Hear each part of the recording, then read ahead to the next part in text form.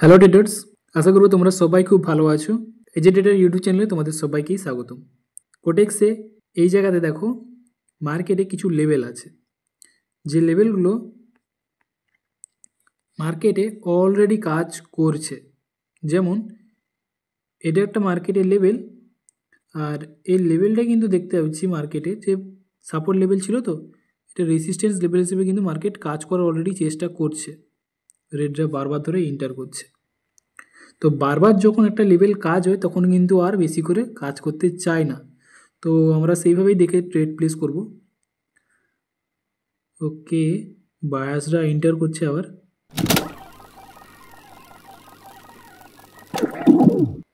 বায়াসরা active হয়ে উপরের দিকে যাচ্ছে, কিন্তু আমার যতদূর আইডিয়া আমাকে বলছে যে মার্কেট রেডরা এন্টার করার চেষ্টা আবার করবে। ঠিক আছে, দেখো এই জায়গাতে এটা একটা গ্রিন ক্যান্ডেলস্টিক, ঠিক আছে, স্ট্রং গ্রিন। পরেরটাও একটা কিন্তু গ্রিন ক্যান্ডেলস্টিকই হয়েছে। এবারে একটা জিনিস কি, মার্কেটে এই যে ক্যান্ডেলস্টিকটা হয়েছে এ কিন্তু একটা ইঙ্গিত দিয়েছে।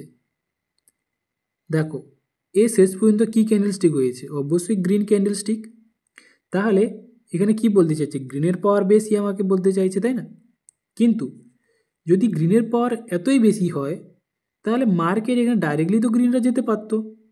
তাহলে রেড কেন এলো ফার্স্টে? রেড আসার পরে গ্রিনরা গিয়েছে এই জায়গাতে, তাই না? তো মার্কেট কেন ফার্স্টে রেড এলো? যদি গ্রিনে যদি শক্তি বেশি, লাস্টে যদি গ্রিন ক্যান্ডেলস্টিকই হতে হলো, তাহলে গ্রিন তোই যেতে পারতো উপরে। তো গ্রিন গেল না, মার্কেটে কি এসেছিলো, প্রথমে রেড এন্টার করেছে। তো মার্কেট কি বলতে চাইছে, অবশ্যই সেলার্সরা এখানে ইন্টারেস্টেড আছে, যেই কারণে এখানে কি করছি, ডাউন অপশনের জন্য ট্রেড প্লেস। তো দেখতে পেয়েছো ট্রেড উইন। চলো নেক্সট ট্রেড। একটু ওয়েট করবো, এই ক্যান্ডেলস্টিকটা দেখবো কীভাবে কি ক্লোজ দেয়, তারপর ট্রেড প্লেস। ঠিক আছে, অনেক কিছু শেখাবো, অনেক কিছু বোঝাবো এই ভিডিওতে, তাই শুরু থেকে শেষ পর্যন্ত তোমরা দেখতে থাকো শুধু। ওকে, সো মার্কেটে আবার বায়ার্সরা অ্যাক্টিভ হচ্ছে, হয়তো এই লেভেলের কারণে হচ্ছে। মার্কেটে এটাও একটা লেভেল ছিল, তো রেসিস্ট্যান্স লেভেল, এটা একটা সাপোর্ট হিসেবে অলরেডি কাজ করছে। তো দেখা যাক কী হয় এই জায়গাতে।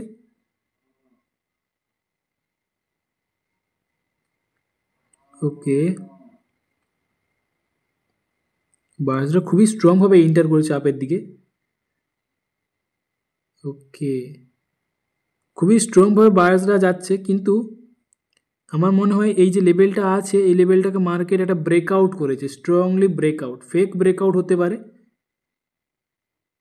ওকে, বড় ক্যান্ডেলস্টিক, তাই আমি ডাউন অপশনের জন্য ট্রেড প্লেস করেছি। আমার কাছে বিশেষ করে এই যে ক্যান্ডেলস্টিক, যে বড় যে ক্যান্ডেলস্টিক, এটা আমার কাছে ফেক ব্রেকআউট। আর এটা আমাদের একটা রেসিস্ট্যান্স লেভেল ছিল, যেটাকে মার্কেট ব্রেকআউট করে গেছে। তো ব্রেকআউট করে যাওয়া মানে মার্কেট কী করে, গ্রিন তো হয়, পরেরটা আবার ওইভাবেই রেডরা নিয়ে আসে। মানে যত বড় গ্রিন হয় তত বড়ই আবার রেডরা নিচের দিকে নামানোর চেষ্টা করে বিশেষ করে। তাই আমি এই জায়গাতে ডাউন অপশন ট্রেড প্লেস করেছি। এবার ছোটো হোক বা বড় হোক, আশা করবো রেড যেন আসে আমার, কারণ আমার অ্যানালাইসিস অনুযায়ী এই জায়গাতে রেড আসা দরকার। ফেক ব্রেকআউট হয়েছে মানে রেডরা ইন্টার করবে।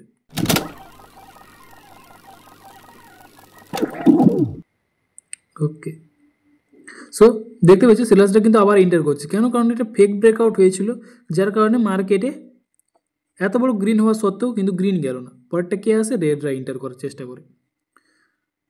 ওকে, সো চলো নেক্সট ট্রেড করবো। এই ক্যান্ডেলস্টিকটা ওয়েট করবো, আগে দেখবো মার্কেটে এই ক্যান্ডেলস্টিক কীভাবে কি ক্লোজ দেয়, তারপরে ট্রেড প্লেস। ওকে,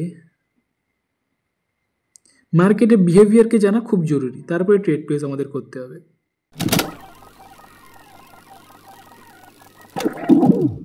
ওকে, আমার মনে হচ্ছিল মার্কেট লেভেলের নিচে নিয়ে আসার চেষ্টা করবে, কিন্তু করছে না।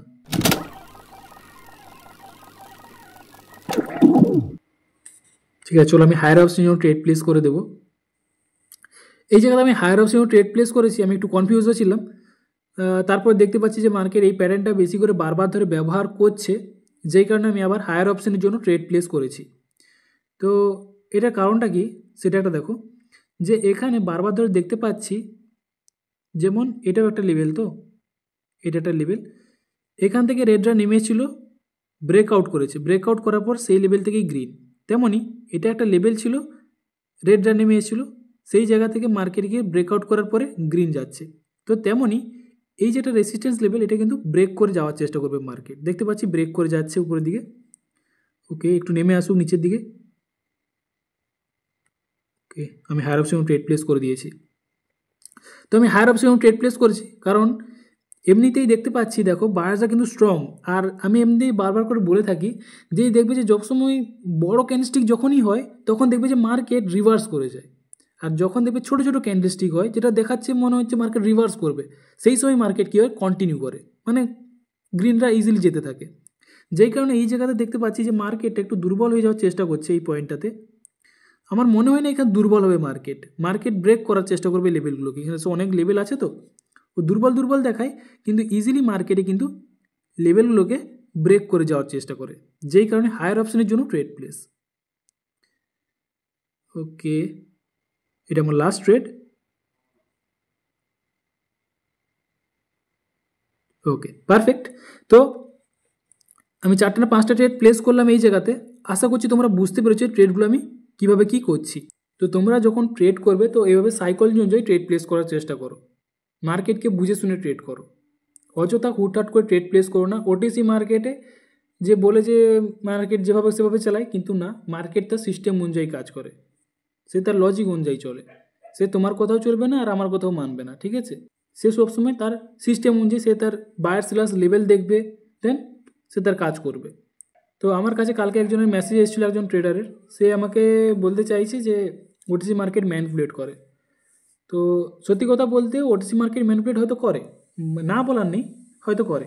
এবারে কোন কোন ক্যান্ডেলস্টিক করে সেটা হলো এইরকম টাইপের, এই যে দেখতে পাচ্ছি ছোটো টাইপের গ্রিন, তাই না, বা এই যে ছোটো টাইপের রেড, দেখতে পাচ্ছ তো, এই যে ছোটো ছোটো ক্যান্ডেলস্টিকগুলোতেই মার্কেট ম্যানিপুলেট করতে পারে। রেড জায়গায় গ্রিন বা গ্রিনের জায়গায় রেড করে দেয়, বা কোনো সময় হয়তো গ্যাপ আপ গ্যাপ ডাউন করে ট্রেড লস হয়ে যায়। যাই হোক, এই জায়গাগুলোতে ওটিসি মার্কেট হয়তো লস করাতে পারে, কিন্তু মার্কেটে এই যে রেড গ্রিন যে হচ্ছে হঠাৎ করে অযথা যেখানে সেখানে রেড গ্রিন তৈরি করে দেয়, তো এটা মার্কেট করতে পারে না, ঠিক আছে? এটা লজিকের বাইরে। যদি এভাবে হতো তাহলে কিন্তু ওটিসি মার্কেট বেশি দিন টিকতে পারতো না, ঠিক আছে? ওটিসি মার্কেট কিন্তু সে তার লজিক অনুযায়ী চলে। এখানে আমাকে সে বিশেষ করে সে ট্রেডারটা বিশেষ করে বলতে চাইছে যে হয়তো ধরো আপ আর ডাউন, ঠিক আছে, এখানে 5 জন আপের জন্য ট্রেড প্লেস করেছে, 5 জন ডাউনের জন্য ট্রেড প্লেস করেছে। 5 জন এখানে যে অ্যামাউন্টটা দিয়েছে সেটা হলো $100 হয়তো, যেটা ইনভেস্টমেন্ট করেছে 5 জন মিলে। আর 5 জন মিলে যে ইনভেস্টমেন্ট করেছে সেটা ধরলাম যে $70, ঠিক আছে? তো এখানে দেখতে পাচ্ছে যে $100 ভাগটা এদিকে বেশি আছে, ঠিক আছে? তো এদেরকে কি করে দেয়? লস। আর যেটা এখানে তোমার $70 আছে এদেরকে কী করে দেয়? উইন। মানে এদের কিছু টাকা নিয়ে $70 এদেরকে দিয়ে দেয়, এদের 5 জনকে দিয়ে দেয়। এদের 5 জনকে অলরেডি লস করে দিয়েছে, কারণ এদের টাকার ভ্যালু বেশি ছিল।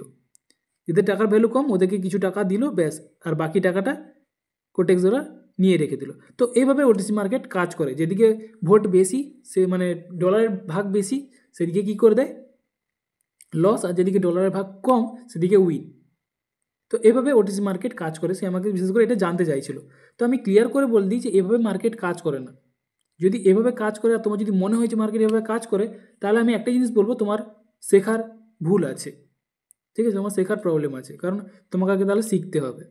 তুমি যদি শেখো জানো তখন তুমি নিজে নিজেই পেরে যাবে যে মার্কেট কীভাবে কী কাজ করে, ঠিক আছে? তাই বেশ করে এটা তাকে আমি বলেছি। তো আরও হয়তো অনেকের এই জিনিসটা প্রবলেম হতে পারে বা জিজ্ঞেস থাকতে পারে, কোশ্চেন থাকতেই পারে তাদের, তাই তোমাদের জন্য এই ভিডিওটা আমি বানিয়ে দিলাম। আশা করছি তোমরা বুঝতে পেরেছো, তোমাদের মাথায় ঢুকেছে যে এই জিনিসটা কীভাবে কী কাজ করে। এ তো লজিক অনুযায়ী কাজ করে, কোনো রকম অযথা জুয়ার মতো নয়।